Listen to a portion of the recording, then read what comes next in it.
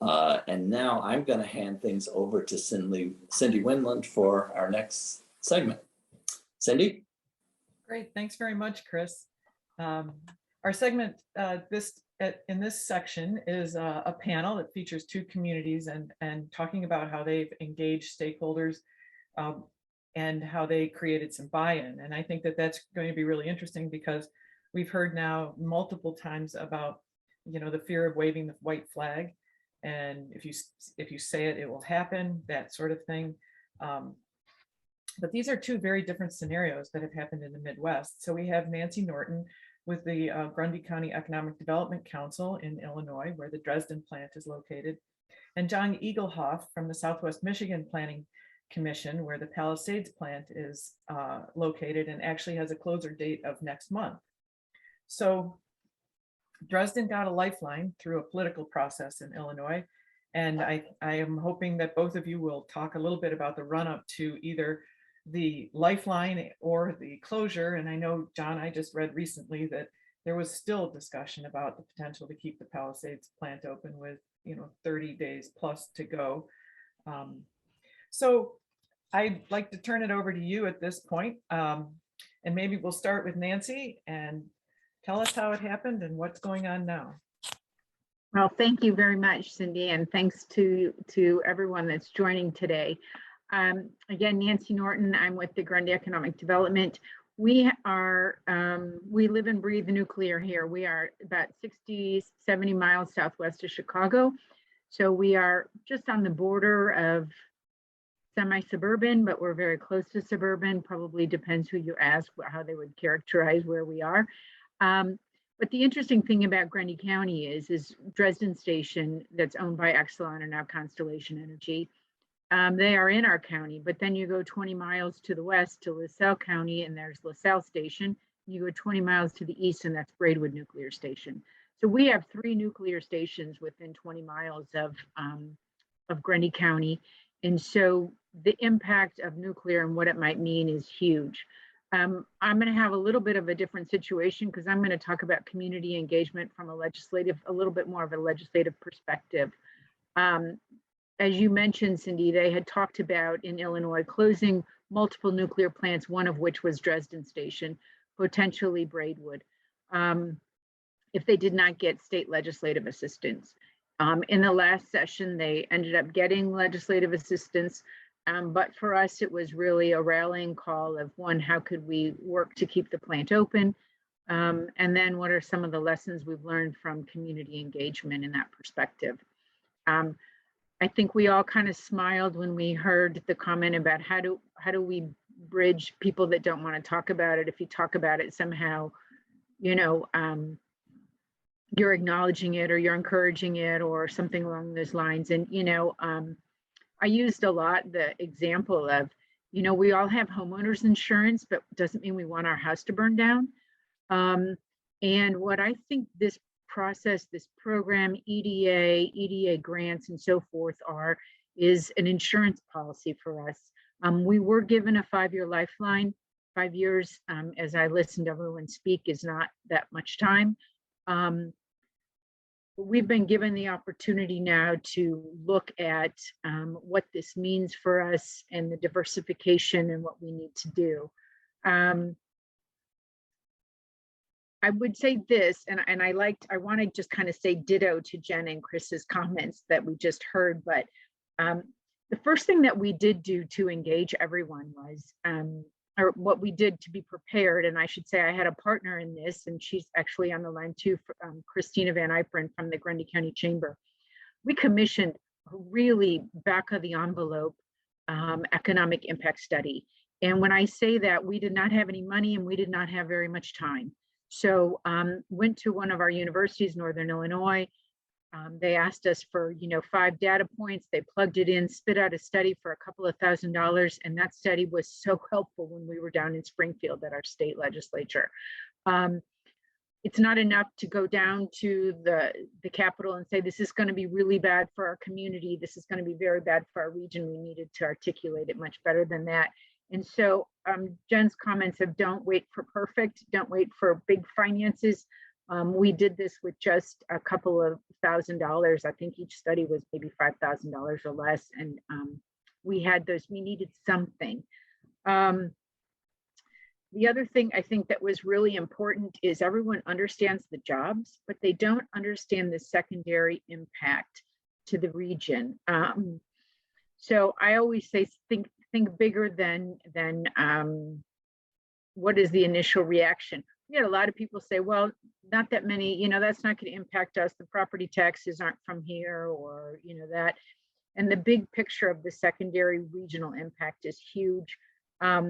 Things like the local community hospital, the real estate values. The other big partner we found were in Illinois, especially, is the trades, organized labor, that have a lot of jobs there. When we started looking at coalition building, we really had to do a little bit of education, frankly, about, did you think about how this is going to impact your region, real estate professionals, your sector of the economy?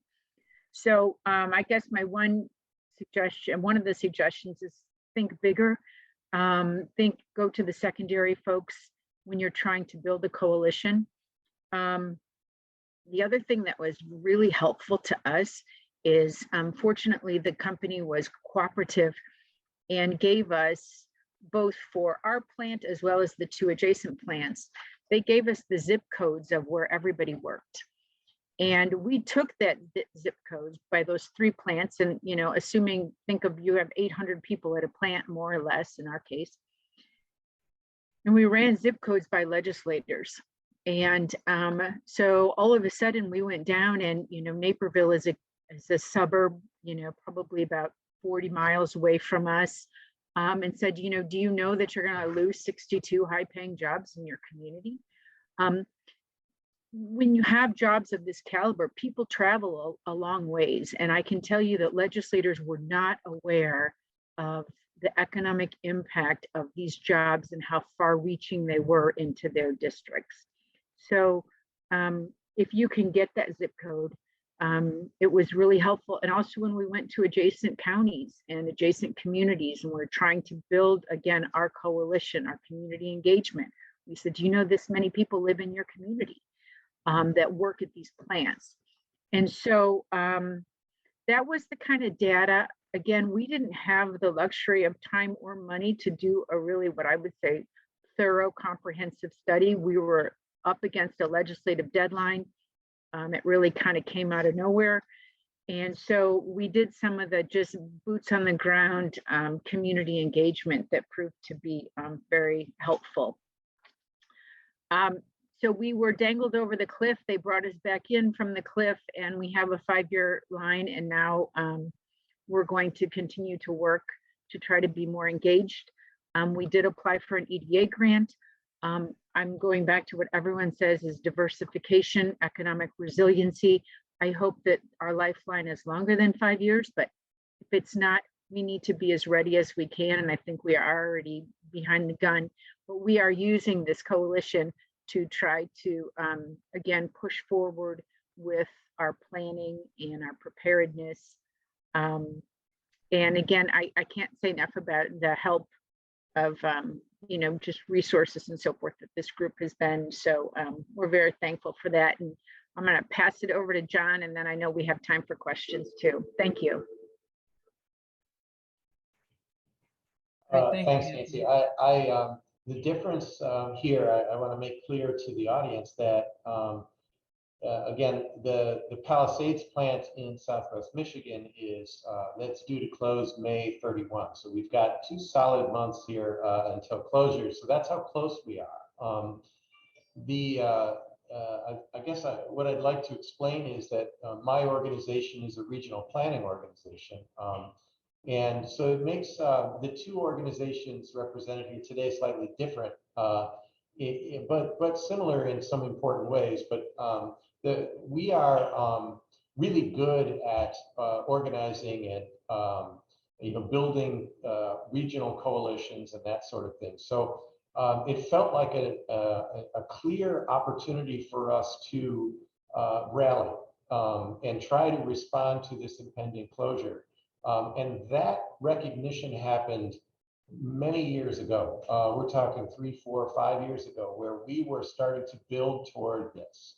And shopping the idea of a recovery strategy for the impending closure of the plant, and finding what you've heard from other speakers, that indeed it's difficult to get folks to get interested until closure is right on their doorstep.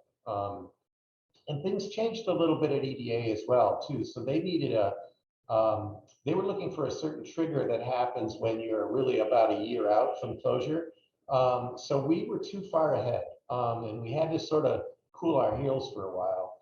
We built a really ambitious methodology, and then things changed at EDA, and a pot of money was made available much earlier than had previously been the case. So we refined our methodology and started, really assembling the essential partners that we needed to make that all work. And that was really our next big step, was making sure that county government was all on board, that the resources that we had potentially available to us elsewhere throughout the state were connected. The boots on the ground folks who are really engaging in economic development on a daily basis, that they would be part of the team. So we eventually got around to the assembly of a really ambitious EDA application. And it's a sort of we're the lead, but there's actually 3 entities that are part of that application. And really one of the critical entities, and I want to talk, this is really about sort of building collaborations. This is the sort of internal collaboration I'm talking about now. So the University of Michigan's Economic Growth Institute has been an essential partner. They have a lot of the horsepower that we don't have at the Planning Commission to really dig deep into the economic development, the economic implications of closure, both the primary, the secondary, and the tertiary impacts that some others have talked about already, all the way down to the philanthropic and beyond. So they're really strong. Then we have an organization that is called Market Van Buren, and they are the economic development organization for the county where Palisades is located. So they were an essential partner. So, sort of we built that. That's the internal collaboration that we have. Then we have the funding team. So EDA, it's not a one-shot deal with EDA. You need to build match. And fortunately, we had the state of Michigan. There's an individual at the Department of Treasury in the state of Michigan who is sort of our point guy at the state government level. And he made it possible for us to reach out to various departments within state government to assemble match. So we did that, and we also had part of our match came from a private foundation at the Consumers Energy that also helped us. So there's the collaboration that goes into the funding side. So I've talked about that too. And then once we really pan back, then built into the methodology is the way that we engage the community, which is the cornerstone of what my organization does with nearly every project we engage in. So there is, and really the CAP was the central point of contact there. So throughout the methodology, we have these various benchmarks where we take our preliminary findings and share them with the CAP and talk through that and get critique and editorial comment, and not consider our work at any stage to be ready for, ready for consumption until the CAP has fully explored and given their response to it. We also have public surveys we're issuing. Understand that we are early on in our project. We're not even halfway through the engagement of our methodology. So we're just, we're still exploring, and trying to be successful at these various strategies. I think that, so we're just, we're still kind of at that point where we're looking for the the best levers to pull when it comes to public engagement, but that understanding of the criticality of transparency is not lost on us. We know how essential that is. We also know that what we're doing here is we're building a recovery strategy, an economic recovery strategy, but then we have to implement the strategy. And if we don't have buy-in at the front end, we know that the implementation of that strategy will suffer. So, you know, we own that transparency thing. That means a lot to us. So we are sort of pushing that within the rest of the team as well. Cindy, I can pass it over to you unless you'd like me to cover anything specific that I might have missed. No, thanks both of you. We do have a couple questions. I guess I'd just like to start out with, so we've all talked about the white flag, you know, if you speak about it, that's going to be a problem. How are people receiving this now, Nancy? Now that there's been a reprieve, but it's pretty likely that it isn't going to happen again. At least that would, you know, that's my opinion. Well, in case anyone needed any sobering conversation, I was going to refer them to Jim, because I think I called Jim about 12 months ago and said, oh, but, you know, I think we'll be fine. And he said, well, you know, pay attention. And I think that's important. I think everyone's receiving it much better now. Because again, you know, it was pretty touch and go. They went into, you know, extra session time. They still hadn't passed the bill. You know, they were starting to lose employees, were getting nervous that legislation wouldn't be passed. They started losing people. So we got very close to real very quickly. And so I hate to say that was a blessing, because it was an awfully stressful time, but it has certainly lit a fire under the region to be more proactive. Mm-hmm. So that has been an important thing. And yeah. And for those of you who aren't familiar with Illinois, this is a dense, in the national scale, this is a dense group of nuclear plants in Illinois. So when we talk about regional impact, that's really an understatement about what could happen, even with the proximity to some major urban areas. We have a question that came in that, has there been any consideration to measures that could be built up steadily during the operation? So this would be funding. For example, a type of trust fund for local communities that could accumulate throughout the operation and be available after closure, similar to decommissioning funding, but for local communities. And I'm not sure if the question refers to, can the federal government do this?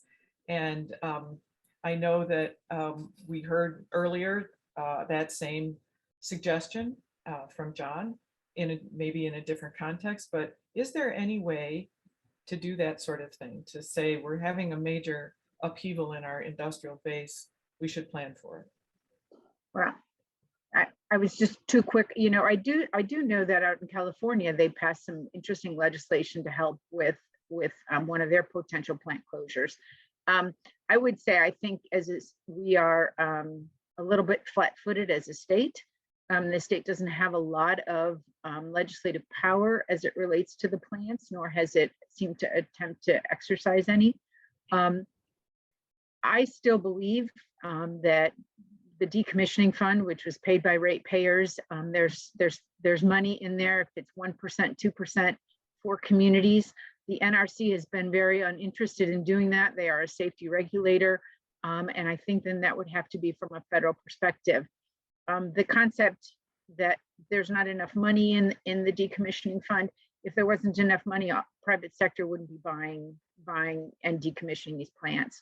And that's just the last quick comment I'd like to say is, if there's one of the many motivating factors for doing this is that negotiate, try to set up a structure, try to work with the existing operator of your plant before it would close and get sold to a decommissioning company. You have that 20, 30, 40-year relationship with that operator. And once the decommissioning company would come in, I think your ability to leverage and establish relationships and trust is greatly diminished. So even if you have an operating plant now, I would say you'd want to establish some of the, what might this look like before, with the current company that's there that you know and that knows you. I'm going to pitch in a little bit here. In Michigan, I think there is a real recognition at the state government level that that the disruption from the loss of a nuclear plant is not entirely different from the disruption from other major industrial losses. So I think in our state, there's genuine momentum for having a sort of diversified, really sort of full court press attack on the issue of major industrial disruption. So just to connect that and not to focus on the nuclear necessarily, but on the economic disruption at that scale is probably worthwhile. At least it was in Michigan. And you know, I've spent my life in Michigan, and I believe it's still the case that it is a community cannot have a budget line item that is essentially a savings, that you need to budget and spend. Is that still the case? Because I think that that's a limitation that isn't true in all states. It's a little more detailed than I'm aware of. So you're probably right. I don't know. Well, I'd have to look that one up. Been gone just a couple years. And then I think we have just another minute. We like to ask this question about if you had, what would you have done differently had you had maybe 3 years back and you knew what you know now? Well, I think the funding complexion was so much out of our control, and the scale of our ambitious approach suggested that we need to have a pretty robust budget. So it's really hard for me to say that we could have achieved what we are currently on track to achieve had it been 3 years earlier. I guess my answer should be something like, I would be John Mullen, or I would be somebody super persuasive who could really gather up all the parties involved and really be much more convincing than I was. I think I would have laid more track with our policy leaders about the importance of the role of the community. I felt when we were down fighting to keep the plant open, that was the focus. The focus was keep the plant open, keep these jobs, and nobody really wanted to look at community safeguards because I think everyone's plate was pretty full. We were out of time. There were enough parties trying to negotiate, and I think I would have liked to have laid a lot more track about community input and community's role at these negotiations. We were on a fire drill, and but I think that's very important. Well, this has been really helpful and very interesting, and we are right at time. So thank you again for participating in this, and we hope that you'll stay on for the rest of our forum today. And with that, I am going to pass it over to Joelle Greenland, who will introduce our next session on site reuse and regional planning.